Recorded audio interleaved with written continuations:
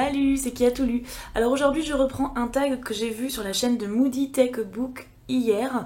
C'est le tag PKJ 10 livres, 10 émotions. Je vous mets le lien vers la vidéo de Moody dans la barre d'infos. Et la première émotion, un livre qui vous a rendu heureux. Alors c'est un livre que j'ai lu il y a très peu de temps et je cherchais justement un moyen de vous en parler. Et c'est un des coups de cœur que je présente dans la librairie. Genre, il y a une grosse étiquette coup de cœur et un petit mot de moi pour que les gens l'achètent. J'adore ce livre. Ça s'appelle Rébellion chez les crayons de... Alors, illustré par Oliver Jeffers et le texte c'est de Drew Dewatt. C'est à l'école des loisirs. Et alors ce livre, mais alors la première fois que je l'ai lu une deuxième fois d'affilée, tout de suite, tellement tellement j'ai ri en fait, j'ai pleuré de rire, à chaque lecture je pleure de rire. Donc c'est un album jeunesse, mais en fait le texte est tellement bien travaillé que sincèrement ça s'adresse à tous les âges. Donc ce qui se passe, c'est que c'est un enfant, je ne sais plus comment il s'appelle... Duncan, il y a ses crayons de couleur qui décident de lui écrire. Par exemple, on va prendre une planche au pif. Ah ben voilà, alors là par exemple, vous voyez, hop là, c'est la page du crayon orange. Et donc en fait, le crayon jaune et le crayon orange se battent pour déterminer quelle est la vraie couleur du soleil. Donc ils écrivent à Duncan et ils disent oui alors moi le crayon jaune je sais que c'est moi la couleur du soleil parce que l'autre jour tu m'as utilisé pour peindre le soleil donc ça veut dire que c'est moi, mais le crayon orange il dit pareil, enfin et voilà, c'est très très drôle. Le crayon gris qui dit qu'il en a marre de dessiner que des éléphants parce que ça lui fait trop de travail, que les cailloux aussi ça peut être gris et c'est tout petit et ça pourrait être sympa. Et non, et c'est vraiment très très drôle et en fait il y a aussi un super message derrière, un super message de tolérance et d'ouverture d'esprit. En gros, c'est un livre qui apprend aux enfants et même aux adultes à colorier en dehors des lignes. Et vraiment, Rébellion chez les crayons de l'école des loisirs, je vous le conseille à 10 000%. Ensuite, un livre qui m'a fait réfléchir. Alors, il y en a énormément. J'aurais pu vous reparler des raisins de la colère, j'aurais pu vous reparler de 1984. J'ai choisi un livre dont je crois je n'ai jamais parlé sur la chaîne. C'est Le dernier jour d'un condamné de Victor Hugo. Donc là j'ai l'édition chez Librio 10 francs, vous voyez.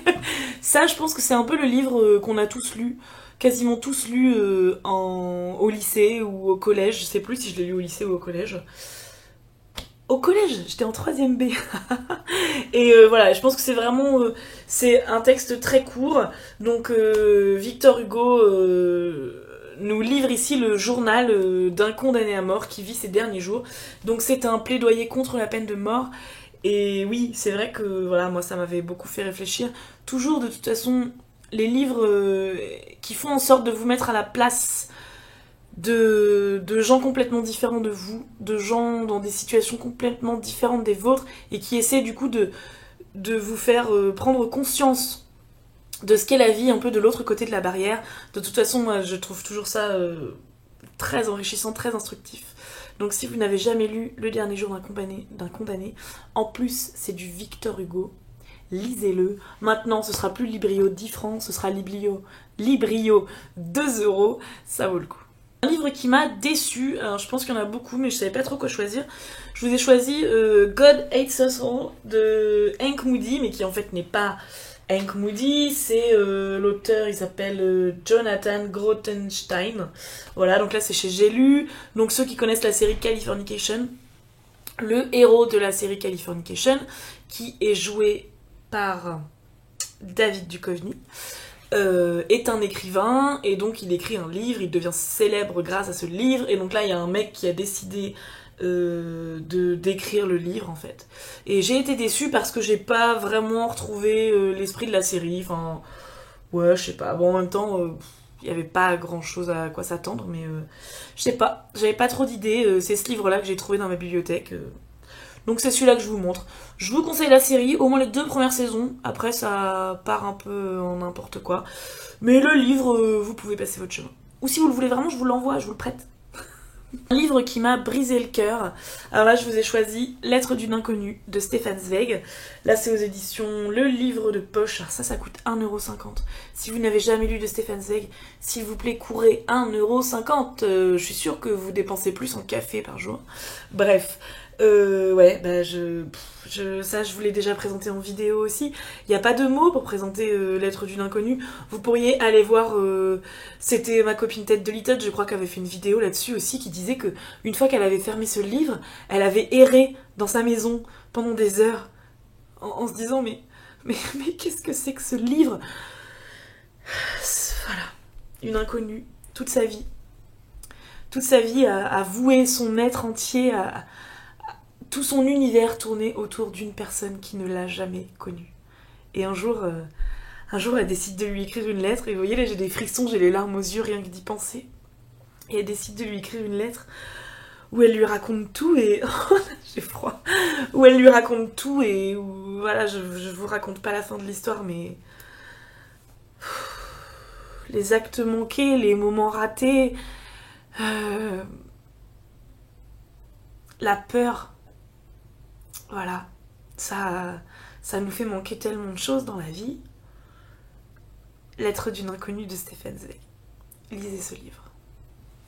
Un livre qui m'a émue et qui aurait pu être dans d'autres catégories, mais je l'ai vu, je me suis dit tiens, j'ai envie de parler de celui-là. La couleur des sentiments de Catherine Stockett, donc celui-là aussi je vous en ai déjà parlé.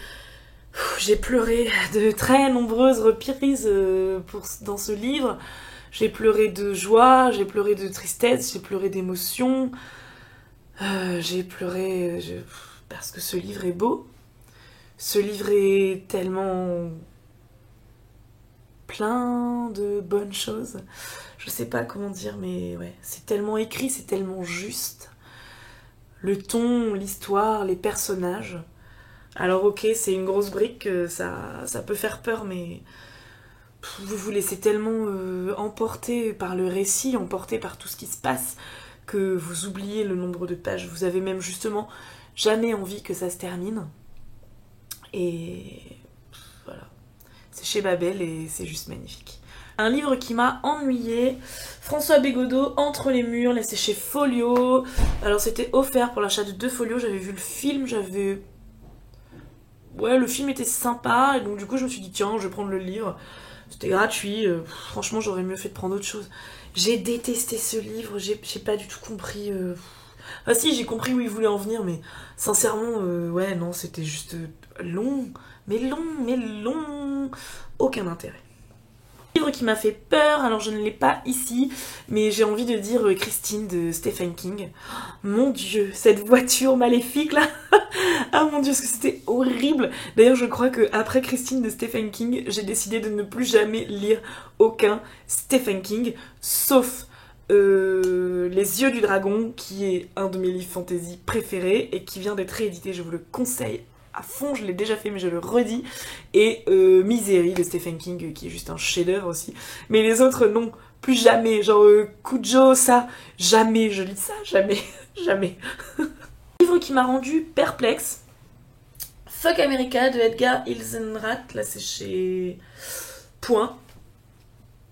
Je sais que je vous en ai déjà parlé en vidéo. Je ne sais pas de quoi parle ce livre. Je ne me rappelle plus. Je n'ai rien compris. Un livre qui m'a mis en colère, c'est un livre dont je n'ai pas encore eu le temps de vous parler parce que je ne vous ai pas refait de bilan lecture. C'est le dernier tome de La Communauté du Sud de Charlène Harris chez J'ai lu. Alors c'est quoi cette fin? C'est quoi cette fin? Genre, non. 13 tomes. J'ai lu 13 tomes pour ça. Non, c'est pas possible. Je ne suis pas d'accord, je proteste, Franchement, je crois même que je vais les donner, mes livres. Et la dernière émotion, un livre qui m'a surpris. Je vous en parle souvent, c'est Les Hauts de Hurlevent de Émilie Brontë. Là, je l'ai chez Le Livre de Poche, mais je pense que cette édition n'existe plus maintenant. Je m'attendais... voilà, en fait, j'ai lu Émilie Brontë avant même d'avoir lu Jane Austen, avant d'avoir lu... Charlotte Brontë aussi, donc je m'attendais un peu à de la littérature victorienne, Une belle histoire d'amour, etc.